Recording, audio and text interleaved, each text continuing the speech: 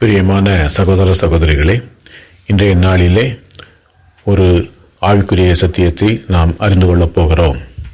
யாத்ராகமம் 12ஆம் அதிகாரம் 23வது வசனத்தை நான் வாசிக்கிறேன், கேளுங்கள். கர்த்தர் எகிப்தியரை அதம் பண்ணுகிறதற்கு கடந்து வருவார்.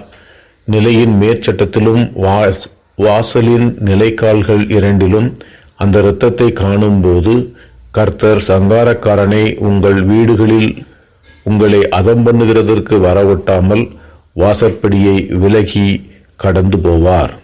ஹல்லேலூயா. பிரியமான சகோதர சகோதரிகளே, இந்த பகுதி நமக்கு மிகவும் நன்றாக தெரிந்த ஒரு பகுதி. அதாவது எகிப்தியரை அழிப்பதற்கு அவர் கடைசியாக அவர் முன்வந்து அந்த இடத்துல பாஸ்காவை நிறுவின அந்த நிகழ்ச்சியை நாம் பார்க்கிறோம். எகிப்தியர் அழிக்கப்படும்படியாக அந்த இடத்துல சங்காரக்காரனை அனுப்புகிறார் கர்த்தர். அந்த சங்காரக்காரன் வரும்பொழுது கர்த்தர் அந்த இடத்துல இஸ்ரவேலர் யாரும் அழிந்து போகாதபடிக்கு ஒரு திட்டத்தை கொடுக்கிறார். அதாவது இஸ்ரவேலர் எல்லோரும் நிலைக்கால் வசிக்கக்கூடிய அந்த பகுதியிலே நிலைக்கால்கள் மீது ஆட்டுக்குட்டியுடைய இரத்தத்தை பூசும்படியாக அவர்களுக்கு கட்டளை கொடுக்கிறார். ஒரு ஆட்டை வெட்டி அதை இரவு முழுவதும் பூசிக்கும்படியாக அவர்களுக்கு கட்டளை கொடுக்கிறார். அதை விட்டு வெளியே வர வேண்டாம் என்று சொல்லி கட்டளை கொடுக்கிறார். இந்த 3 காரியங்கள் இங்கே சொல்லப்பட்டிருக்கிறது. ஒரு ஆட்டுக்குட்டியை பிடித்து அதை அடித்து அதன் இரத்தத்தை நிலைக்கால்களிலே பூச வேண்டும். இரண்டாவதாக விடியற்காலம் வரைக்கும் அதை விட்டு வெளியே வராமல் அங்கேயே இருந்து அந்த வீட்டிற்குள்ளேயே இருந்து அதை முற்றிலுமாய் புசிக்க வேண்டும். மூன்றாவதாக சங்காரக்காரன் அவன் கடந்து போக மட்டும் யாரும் வெளியே வரக்கூடாது என்று கர்த்தர் கட்டளை கொடுக்கிறார். அவர்கள் அப்படியே செய்து அவர்கள் பிழைத்தார்கள். இஸ்ரவேலர் எல்லோரும் பிழைத்துக் கொண்டார்கள் என்று பார்க்கிறோம். பிரியமான சகோதர சகோதரிகளே, இன்றைய நாளிலே நாம் அறிய வேண்டும் என்று கர்த்தர் விரும்புகிற ஒரு ஆவிக்குரிய ரகசியம், சங்காரக்காரன் என்று ஒருவன் இருக்கிறான்.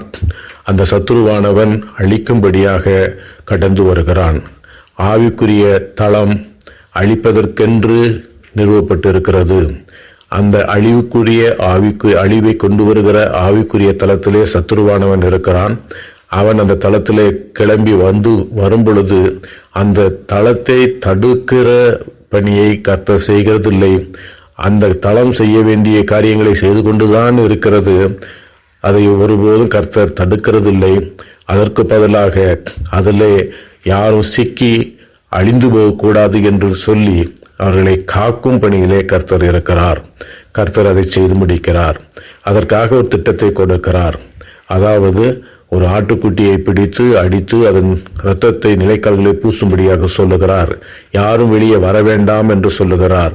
அதாவது சங்காரக்காரன் வரும் பொழுது அவன் அந்த இரத்தத்தை பார்ப்பான். அந்த இரத்தத்தை பார்க்கும் பொழுது கர்த்தர் சொல்லுவார், இது என்னுடைய வீடு, இதில் நுழையாதே என்று சொல்லுவார். அவன் கடந்து போவான். இதைத்தான் பாஸ்கா என்று கொண்டாடுகிறோம்.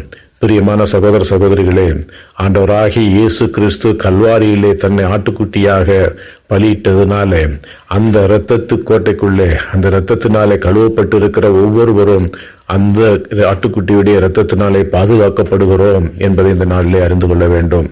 எனவே பிரியமானவர்களே, அந்த ஆட்டுக்குட்டியின் இரத்தத்தினாலே கழுவப்பட்டு இருக்கிற ஒவ்வொருவரும் அந்த வீட்டுக்குள்ளே, அந்த சபையாகிய வீட்டுக்குள்ளே எப்பொழுதும் இருக்க வேண்டும் என்று கர்த்தர் விரும்புகிறார். அதை விட்டு வெளியே வருகிற ஒருவருக்கும் பாதுகாப்பு இல்லை. ஏனென்றால் அழிக்கின்ற ஆவிக்குரிய தளம் எப்பொழுதும் நகர்ந்து கொண்டே இருக்கிறது. அதுக்குள்ளே மாட்டிக்கொள்ளுகிற, அதற்கு முன்பாக சிக்கிக்கொள்ளுகிற நபர் யாராக இருந்தாலும் சரி, அது இஸ்ரவேலாக இருந்தாலும் சரி, எகிப்தியனாக இருந்தாலும் சரி, அது யாராக இருந்தாலும் சரி, சங்காரக்காரன் அவர்களை அழித்து விடுவான் என்பதுதான் சத்தியம். எனவே பிரியமான சகோதர சகோதரிகளே, ஆண்டவராகிய இயேசு கிறிஸ்துவினுடைய இரத்த கோட்டைக்குள்ளே நாம் ஒளிந்திருந்தால், அதாவது அந்த இரத்தம் பூசப்பட்ட சபைக்குள்ளே நாம் இருப்போமேயானால் சங்காரக்காரன் நம்மை ஒருபோதும் தொட முடியாது. சங்காரக்காரன் சங்காரம் பண்ணுகிற வேலையை நிறுத்துகிறதில்லை. அவன் செய்து கொண்டுதான் இருக்கிறான். அதிலிருந்து தப்பி பிழைக்க வேண்டுமானால் சபையாகிய ஆண்டவராலே ஆண்டவருடைய பரிசுத்த இரத்தத்தினாலே ஆண்டவராய் இயேசு கிறிஸ்துவின் பரிசுத்த இரத்தத்தினாலே கழுவப்பட்ட பிள்ளைகளாய் சபைக்குள்ளே நாம் தரித்திருப்போமானால் ஆண்டவராகிய இயேசு கிறிஸ்து நிச்சயமாய் நம்மை பாதுகாப்பார். சங்காரக்காரன் கடந்து வருவது உண்மை என்றாலும் அவனிடத்திலே நமக்காய் அவர் பேசுவார். இது என் வீடு, இது நான் வசிக்கிற ஸ்தலம், இதை நீ தொடாதே என்று கர்த்தர் பேசுவார்.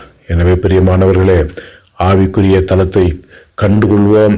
அந்த தளம் கடந்து வரும் பொழுது ஆண்டவராகிய இயேசு கிறிஸ்துவின் இரத்தத்தினாலே கழுவப்பட்டவர்களாய், அவரால் கழுவப்பட்டு வடிவமைக்கப்பட்ட சபையிலே அங்கத்தினராய் நாம் இருப்போம். கர்த்தர் நம்மை ஆசீர்வதித்து பாதுகாத்து நடத்துவாராக. ஆமென்.